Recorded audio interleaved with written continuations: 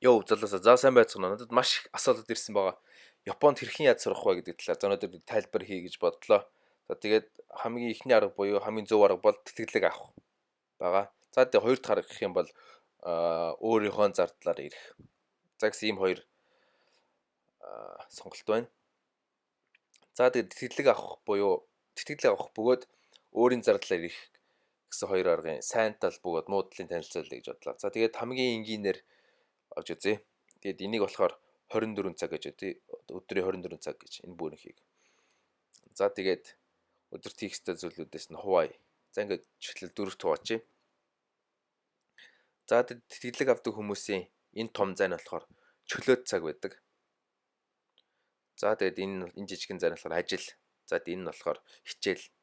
За энэ нь болохоор мэдээж унтах цаг. За өөрийнхөө зардлаар ирдэг хүмүүсийг бас адилхан 4 хуваая. За тэгээд одоо өөрийнхөө зардлаар ирдэг хүмүүсийн хамгийн том зай нь болохоор ажил гэдэг, ажил хийдэг байгаа. За тэгээд энэ жижигхэн зүйл нь болохоор чөлөөт цаг. За тэгээд энэ нь болохоор адилхан хичээл, за тэгээд энэ адилхан унтах гэж байгаа. За тэгээд ерөнхийдөө чөлөөт цаг юу вэ гэхээр одоо жишээлбэл хүн хоббигоо хийж болно. Тэгээд жишээлбэл нийгмийн итгэх сайтай одоо сургууль дээр нийгмийн итгэх сайтай гэдэг ч юм зүгээр. Тэгээд жишээлбэл флог хийж болно тийм байна чи. Гэхдээ хамгийн чөлөөт цагийн зөв өнгөрүүлэх арга бол мэдээж хичээл хийх. Хүмүүс хичээл хийж хичээлдээ хурдан сайжирч хурдан сургуулиуд өгч болдог. Тэгээд энэ хамгийн том даваа тал нь байгаа мэдээж. За тэгээд өөрийнхөө зардлаар ирдэг хүмүүсийн хамгийн том өдөрт хийдэг хамгийн том зүйл нь бол ажил гэдэг. Ялангуяа Японд маш ажил их олдоцтой. Тэгээд мэдээж ажил их хийдэг байгаа.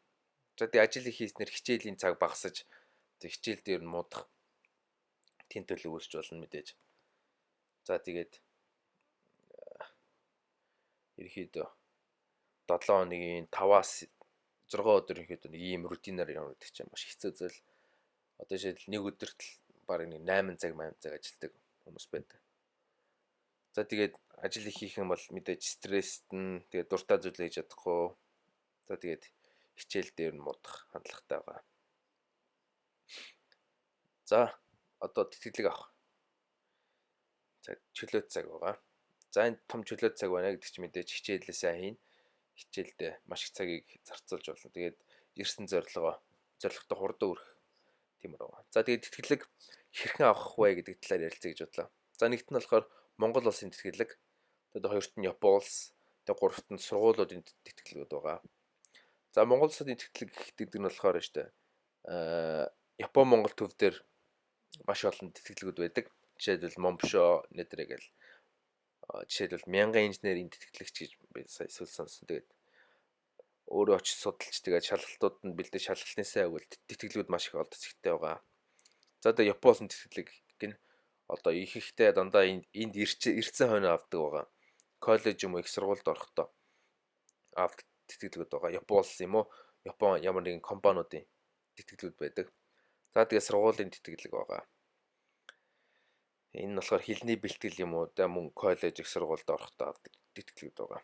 За тэгээд хэл сургуулийн тэтгэлгүүд нь ер нь хамгийн авахд дөхөм намархан гэж хэлж болохоор тийм тэтгэлгүүд байдаг. За нэгт нь юу вэ гэхээр чиний хичээлийн эрдэс чинь сайн байх хэвээр. За тэгээ хоёрт нь болохоор хичээлдээ чи сайн байх хэвээр.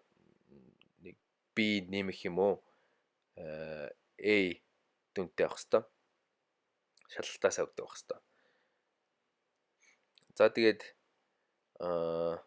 ерөнхийдөө энэ сургуулийн тэтгэлэг нь болохоор гадаад оюутнуудад маш их хөгдөг тэтгэлгүүд байгаа. За тэгээд сургуулийн хичээлийн эрс чинь 95%-аас дээш бөгөөд ийм дүнтэй байх юм бол сургуулийн тэтгэлэг нь авах хувь нь бол нэг 95%-тай. Чи өөрөө сайн судлах юм бол авах боломж нь 95% байдаг. Тэгээд ерөнхийдөө сургуулийн төлбөрөөр хөнгөлүүлэх ч юм уу нэг тиймэрхүү зүйл. Жишээлбэл одоо би коллежд сургуулийн төлбөрөө жоохон хөнгөлөлдөг байгаа. Анх өөрийнхөө зардлаар ирсэн би. За тэгээд өөрийнхөө зардлаар ирээд тэгээд дараа нь сургуулийн тэтгэлэг авдаг хүмүүс маш их байдаг. Энд үгүй авах боломж нь ч ерөнхийдөө өөрөө жоох хичээл өндөр байдаг. Тэгээд хичээх юм бол бүтгөө зүйл гэж байхгүй. За тэгээд Өөрийнхөө зардлаар ирэх юм бол мэдээж ажил их хийнэ гэдэг чинь ажлын туршлага ихтэй болно гэсэн тийм үү. Тэгээд анх эрэхтэй бол ялцчих хэлний бэлтгэл ер нь хэрвээ чиний хэл чинь тийм бүр амар сайн биш л бол тэгээд ямар ч хэлний бэлтгэл ер нь тэгээд хэлний бэлтгэлүүдийн эсэлтүүд нь бол 1 сар, 4 сар, 7 сар, 10 саруудад эсэлтүүд авдаг. За тэгээд жишээлбэл чи 1 сард ирья гэд шийдэх юм бол чи ер нь 5-аас 6 сарын өмнө материалуудаа бүрдүүлээд өгсөн байх шаардлагатай. За тэгээд жишээлбэл 1 сард эсэлт нь орё гэх юм бол чи баг 8 сар гэхэд материалуудаа бүрдүүлээд бүгдийг өгсөн байх шаардлагатай. За тэгээд ер нь төгсдөг сарууд нь бүгд ижилхэн 3 сар төгсдөг байгаа. Хэлний бэлтгэл коллеж их сургууль 3 сар төгсөөд 4 сарда их сургууль юм уу коллежид ордог байгаа. Одоо 9 сарын 1 гэдэг нь одоо энэ Японд бол 4 сарын 1 гэсэн үг. За тэгээд ерөнхийдөө жишээлбэл 4 сард ирнэ гэдэг чинь чи хамгийн багадаа 11 сар хэлний бэлтгэл зууна гэсэн үг. 3 сар төгсд юм чинь. За одоо ингээд дуусгая. Өөр асуултууд байвал комент дээр бичүүлдэг гэнэ. Peace.